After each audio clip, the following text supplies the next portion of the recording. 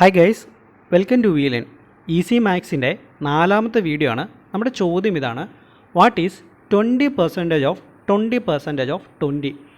20ൻ്റെ 20%ത്തിൻ്റെ 20% എത്രയാണ്? ഈ രീതിയിലുള്ള ചോദ്യങ്ങളൊക്കെ എക്സാമിന് സാധാരണയായിട്ട് നമുക്ക് ചോദിക്കാറുള്ളതാണ്. അപ്പോൾ ഈ രീതിയിൽ വരുന്ന ചോദ്യങ്ങളൊക്കെ നമുക്ക് രണ്ട് രീതിയിൽ ഇതിൻ്റെ ഉത്തരത്തിലേക്ക് എത്താനായിട്ട് സാധിക്കും. ആ രണ്ട് രീതി ഞാൻ നിങ്ങൾക്ക് ഇവിടെ പറയാം. അതിലേതാണോ നിങ്ങൾക്ക് എളുപ്പം ആ രീതിയിൽ നിങ്ങൾ ഈ ചോദ്യത്തിൻ്റെ ഉത്തരത്തിലേക്ക് എത്തുക. അപ്പോൾ നമുക്ക് പറഞ്ഞിട്ടുള്ളത് 20ൻ്റെ 20%ത്തിൻ്റെ 20% എത്രയാണ് എന്നാണ് നമ്മളോട് പറഞ്ഞിട്ടുള്ളത്. അപ്പോൾ അതിന് നമുക്ക് ഇങ്ങനെ എഴുതാലോ: 20 ഇൻറ്റു അതിൻ്റെ 20% എത്ര പറയുന്നത് എത്രയാണ്? 20/100.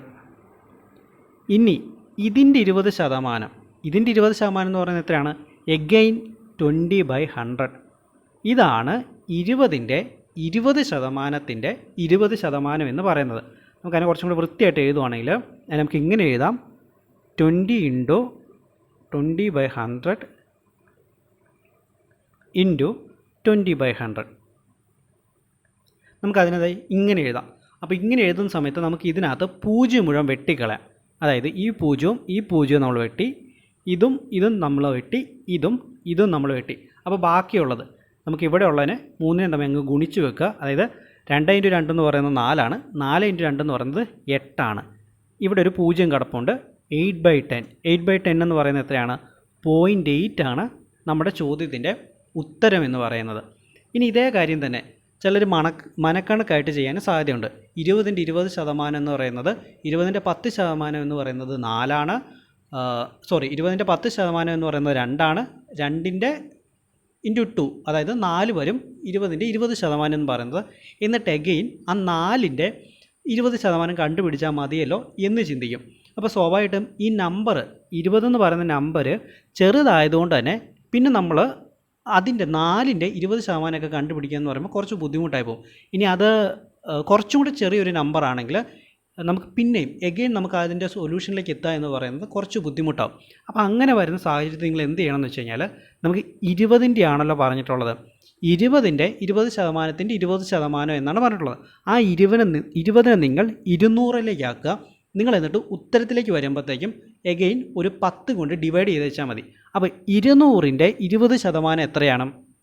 200ൻ്റെ 10% എന്ന് പറയുന്നത് 20ആണ്. അപ്പോൾ സ്വാഭാവികമായിട്ട് അപ്പോൾ 20% എന്ന് പറയുന്നത് എത്രയാണ്? 40 വരും. ഈ 40ൻ്റെ ആണല്ലോ പിന്നീട് 20% കാണാൻ പറഞ്ഞിട്ടുള്ളത്. 40ൻ്റെ 10% എന്ന് പറയുന്നത് എത്രയാണ്? 4 വരും. 20% എന്ന് പറയുന്നത് 8 വരും. ഞാൻ നേരത്തെ പറഞ്ഞിട്ടുള്ളത് പോലെ തന്നെ ഇവിടെ നമ്മളൊരു 0 ആഡ് ചെയ്തിട്ടുള്ളതുകൊണ്ട് ഇവിടെ ഒരു നമ്മൾ ÷ 10 ചെയ്യുന്ന സമയത്ത് 0.8 എഗെയിൻ നമ്മുടെ ആൻസർ വരും. അപ്പോൾ ഈ രണ്ട് രീതിയിൽ നമുക്ക് ഇതിൻ്റെ ഉത്തരത്തിലേക്ക് എത്താം. ഇതിലേതാണോ നിങ്ങൾക്ക് എളുപ്പമെന്ന് തോന്നുന്നത് ആ ഒരു മാർഗ്ഗത്തിലൂടെ നിങ്ങൾ ഇതിൻ്റെ ഉത്തരത്തിലേക്ക് എത്തുക കേട്ടോ. അപ്പോൾ ഞാൻ ഈ വീഡിയോ കൺക്ലൂഡ് ചെയ്യുന്നതിന് മുമ്പ് നമ്മുടേത് വളരെ ചെറിയൊരു ചാനലാണ്. നിങ്ങളുടെയൊക്കെ സപ്പോർട്ട് ഉണ്ടെങ്കിൽ മാത്രമേ നമുക്ക് മുന്നോട്ട് പോകാനായിട്ട് സാധിക്കുകയുള്ളൂ.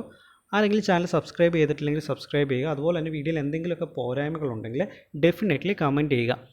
അതുപോലെ തന്നെ ഒരു കാര്യം, നമ്മളിനി ഒരു സാറ്റർഡേയും സൺഡേസും നമുക്ക് മെയിൻ സബ്ജക്ട്സിൻ്റെ ക്ലാസ് എടുക്കാം. കാരണം നെക്സ്റ്റ് ഒരു 1-2 മാസം എനിക്ക് കുറച്ച് വർക്ക് ലോഡുകൾ വന്നിട്ടുണ്ട്. അപ്പോൾ ആ വർക്ക് ലോഡ് ഉള്ളതുകൊണ്ട് തന്നെ 1-2 മാസത്തേക്ക് നമുക്ക് മെയിൻ സബ്ജക്റ്റിൻ്റെ ക്ലാസ് സാധാരണ നമ്മൾ എടുത്തിട്ടുള്ള പോലെ ഒരു 2 ദിവസം കൂടുമ്പോൾ എടുക്കാനായിട്ട് അടുത്ത 2 മാസത്തേക്ക് നമുക്കൊരു ഡിഫിക്കൽറ്റി വരുന്നുണ്ട്. പക്ഷേ നമുക്ക് സാറ്റർഡേസും സൺഡേസും ആയിട്ട് നമുക്ക് മെയിൻ സബ്ജക്റ്റിൻ്റെ ക്ലാസ് എടുക്കാം. ബാക്കിയുള്ള ടൈമിൽ നമുക്ക് ഈസി മാത്സും ചെയ്യാം. Okay fine. നമുക്ക് അടുത്തൊരു വീഡിയോയിലൂടെ കാണാം കേട്ടോ.